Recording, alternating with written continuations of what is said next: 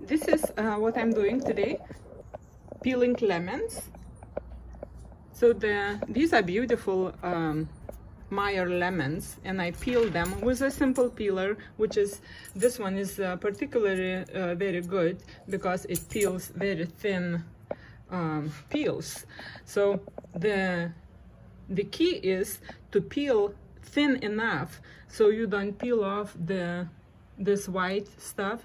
It's called rind.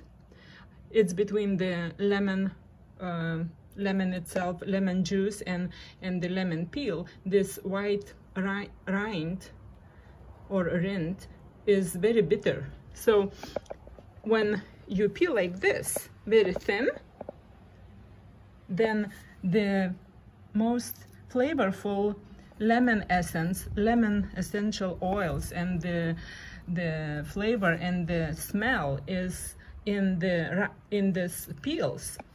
So when I peel it, I try to peel as thin as possible. Then it's only rind and the lemon peel, and the lemon flavor is very prominent. So for juicing, it doesn't matter because I cut it in half and I juice it just the lemon juice. So the peels, I want to preserve it and have peels for the tea. Later on, I mix it with my herbal teas, or I also make spices for fish. I cook mostly with salmon and make spices with lemon peels. Then it's very, very delicious. So that's what I'm using mostly lemon peels for the herbal teas and for the spices for fish.